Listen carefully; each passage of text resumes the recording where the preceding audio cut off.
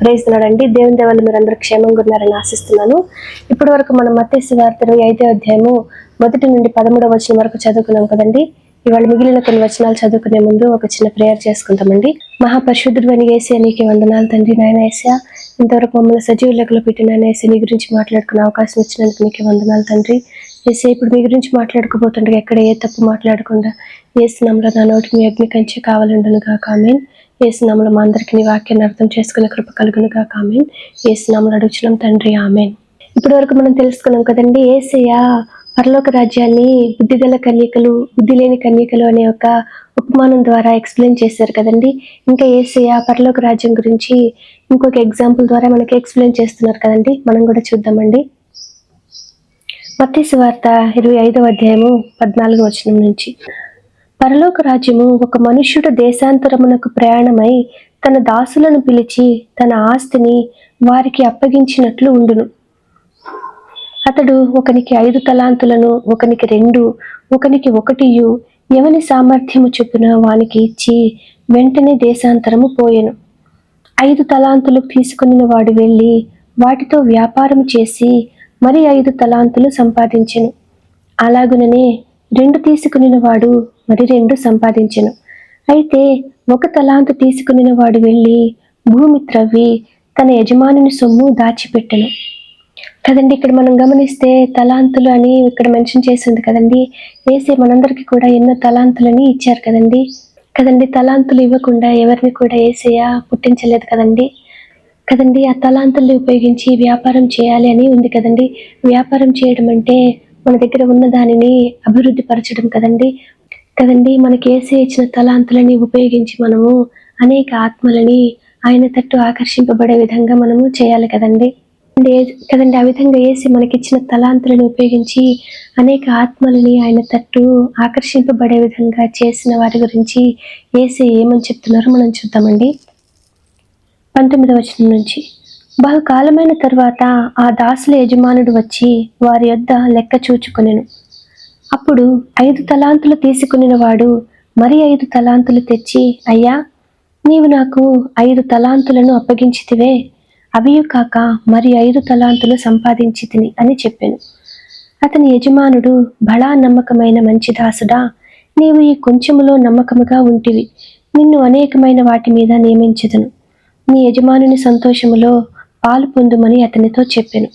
అలాగే 2 తలాంతులు తీసుకుని వాడు వచ్చి, అయ్యా, నీవు నాకు 2 తలాంతులను అప్పగించితివే, అవియు కాక మరి 2 తలాంతులు సంపాదించితినని చెప్పెను. అతని యజమానుడు, బలా నమ్మకమైన మంచి దాసుడా, నీవు ఈ కొంచెములో నమ్మకముగా ఉంటివి, నిన్ను అనేకమైన వాటి మీద నియమించెదను, నీ యజమానుని సంతోషములో పాలు పొందుమని అతనితో చెప్పెను. ఇప్పటివరకు మనం యేసయ్య ఇచ్చిన తలాంతులని యేసయ్య కోసం ఉపయోగించి ఆయన తట్టు అనేక మందిని ఆకర్షించిన వారి గురించి మనము తెలుసుకున్నాం కదండి.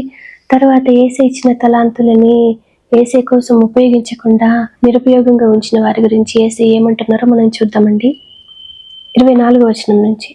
తరువాత 1 తలాంతు తీసుకుని వాడును వచ్చి, అయ్యా, నీవు విత్తని చోట కోయువాడవును, చల్లని చోట పంట కూర్చుకుని వాడవునైనా కఠినుడవని నేను ఎరుగుదును. కనుక నేను భయపడి వెళ్ళి నీ తలాంతును భూమిలో దాచిపెట్టిదిని, ఇదిగో నీది నీవు తీసుకునిమని చెప్పాను. అందుకు అతని యజమానుడు వానిని చూచి, సోమరివైన చెడ్డదాసుడా, నేను విత్తని చోట కోయివాడను, చల్లని చోట పంట కూర్చుకుని వాడను అని నీవు ఎరుగుదువా? అయితే నీవు నా సొమ్ము సాహుకారుల యొద్ద ఉంచవలసి ఉండెను. నేను వచ్చి వడ్డీతో కూడా నా సొమ్ము తీసుకుని ఉండునే అని చెప్పి ఆ తలాంతును వాని యొద్ద నుండి తీసివేసి 10 తలాంతులు కలవానికి ఇయ్యుడి. కలిగిన ప్రతివానికి ఇయ్యబడును, అతనికి సమృద్ధి కలుగును, లేని వాని యొద్ద నుండి వానికి కలిగినది తీసివేయబడును కదండి. యేసయ్య ఇచ్చిన తలాంతుల్ని మనము యేసయ్య కోసం ఉపయోగించకపోతే మనకి యేసయ్య ఇచ్చిన తలాంతులని నిరుపయోగం చేసినట్టే అవుతుంది కదండి. ఆ విధంగా చేసిన వారికి యేసయ్య ఎటువంటి శిక్ష వేస్తున్నారో మనం ఇప్పుడు చూద్దామండి. 30వ వచనము. మరియు పనికిమాలిన ఆ దాసుని వెలుపటి చీకటిలోనికి త్రోసివేయుడి, అక్కడ ఏడ్పును పండ్లు కొరుకుటయు ఉండును అనెను. మనకిచ్చిన తలాంతుని ఉపయోగించి మనము అనేక ఆత్మలని యేసయ్య తట్టు ఆకర్షించకపోతే మనకి కూడా ఇటువంటి పనిష్మెంటే ఎదురవుతుంది కదండి. కదండి. మనలో చాలా మందిని మనము ధైర్యంగా బయటకు వెళ్ళి మనము సువార్త పరిచర్య చేయలేకపోవచ్చు కదండి. కానీ మనలో ప్రతి ఒక్కరికి కూడా మనకి ఎంతో దగ్గరైన వాళ్ళు దేవుని నుంచి దూరంగా ఉండడం మనం గమనిస్తాం కదండి. అటువంటి వారిలో ఒక్క ఆత్మనైనా మనము ఏసే తట్టు తిప్పగలిగితే ఏసే మనకి కూడా బహుమానాన్ని ఇస్తారు కదండి. ఆ విధంగా మనకిచ్చిన తలాంతులని ఏసే కోసం ఉపయోగించి అనేక ఆత్మలను ఏసే తట్టు ఆకర్షించే కృప యేసు నామములో మనందరికీ కలుగును గాక. ఆమేన్. యేసు నామములో మనందరికీ సమాధానం కలుగును గాక. ఆమేన్.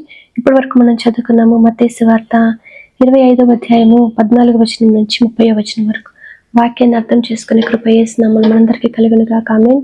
యేసు నామములో మనందరికీ సమాధానం కలుగును గాక. ఆమేన్. Praise the lord.